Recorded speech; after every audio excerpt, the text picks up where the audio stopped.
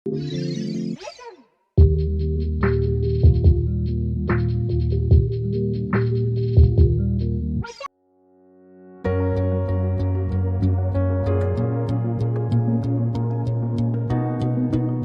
saya mengenai isu pemilu dan penambahan masa jabatan presiden. Menurut saya, hal itu sangat bertentangan dengan negara kita. Penundaan pemilu dan penambahan masa jabatan menjadikan Indonesia ke masa periode otoritarianisme yang ditandai dengan masa jabatan presiden tidak terbatas. Tak hanya penambahan masa jabatan presiden, tapi dengan penundaan ini juga menambah masa jabatan MPR, DPR, DPD, DPRD, bahkan kepala daerah. Jika misalnya hal ini terrealisasikan, ini jelas bentuk pelanggaran konstitusi, yaitu pasal 22E ayat 1 Undang-Undang Dasar 1945 telah menegaskan bahwa pemilu dilakukan 5 tahun. Dan pasal 7 Undang-Undang Dasar 1945 mengatur bahwa masa jabatan presiden dan wakil presiden tetap atau fixed term, yakni 5 tahun dan hanya dapat dipilih kembali untuk 1 kali masa periode. Jelaskan alur pelaksanaan pemilihan umum dan siapa saja yang terlibat dalam pemilu. Terdapat 4 tahap dalam pelaksanaan pemilihan umum, yakni yang pertama regulasi, kedua pemilihan, ketiga penyelenggara, dan terakhir peserta pemilihan. Dan lembaga yang terlibat di pelaksanaan pemilu menurut Undang-Undang Republik Indonesia Nomor 7 Tahun 2017, pertama Komisi Pemilihan Umum atau KPU, kedua KPU Provinsi, ketiga KPU Kabupaten Kota, keempat Badan Pengawas Pemilu atau Bawaslu, kelima Bawaslu Provinsi, keenam Bawaslu Kabupaten dan Kota, dan 7 Dewan Kehormatan Penyelenggara Pemilu. Adapun tahap-tahap dalam pemilu, yang pertama, pastikan sudah terdaftar di DPT atau daftar pemilihan tetap. Untuk masuk DPT, pemilih harus memenuhi 3 syarat wajib, yaitu warga negara Indonesia dan berumur 17 ke atas, pernah atau sudah menikah. Untuk mengecek apakah sudah terdaftar di DPT, Anda bisa mendatangi kantor desa atau kelurahan setempat. Kedua, datang ke TPS membawa eKTP dan surat C6. 3. Perhatikan jenis surat suara. Keempat, periksa surat suara.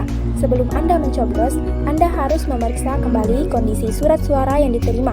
Bila ditemukan kerusakan, Anda bisa meminta panitia untuk menggantinya. Kelima, lipat surat suara. Setelah mencoblos, lipat surat suara sesuai petunjuk, lalu masukkan ke kotak yang tersedia. Untuk durasi yang bisa digunakan untuk mencoblos sekitar 5 hingga 10 menit. Dan setelahnya, diwajibkan untuk mencelupkan salah satu jari ke tinta sebagai bukti. Jelaskan alur penetapan sebuah undang-undang hingga tahap pelaksanaannya, serta siapa saja yang terlibat di dalamnya. Proses pembentukan undang-undang diatur dalam Undang-Undang Nomor 12 Tahun 2011 tentang pembentukan peraturan perundang-undangan, pasal 6 sampai 23, pasal 43 sampai 51, dan pasal 65 sampai 74. Yang pertama, sebuah RUU bisa berasal dari Presiden, DPR, atau DPD. Kedua, RUU yang diajukan oleh Presiden disiapkan oleh Menteri atau pimpinan lembaga terkait. 3. RUU kemudian dimasukkan ke dalam program legislasi nasional atau prolegnas oleh Badan Legislasi DPR untuk jangka waktu 5 tahun. Keempat, RUU yang diajukan harus dilengkapi dengan naskah akademik, kecuali untuk RUU anggaran pendapatan atau belanja negara. RUU penetapan peraturan pemerintah pengganti undang-undang menjadi undang-undang serta RUU pencabutan undang-undang untuk pencabutan Perpu.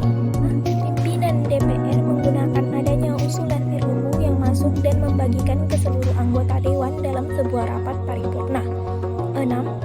Di rapat paripurna berikutnya diputuskan apakah sebuah RUU disetujui dengan perubahan atau ditolak untuk pembahasan lebih lanjut. Ketujuh, jika disetujui untuk dibahas, RUU akan ditindaklanjuti dengan 2 tingkat pembicaraan.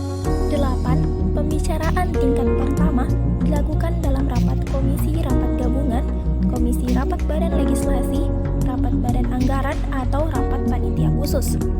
9. Pembicaraan tingkat kedua dilakukan di rapat paripurna yang berisi penyampaian laporan tentang proses, pendekatan mini fraksi, pendapatan mini DPD, dan hasil pembicaraan tingkat 1.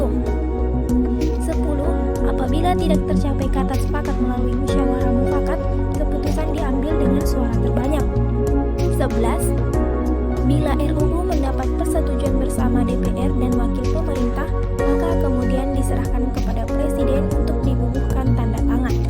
12. Bila RUU tidak ditandatangani oleh Presiden dalam waktu paling lama 30 hari terhitung sejak RUU disetujui bersama, RUU tersebut sah menjadi undang-undang dan wajib diundangkan.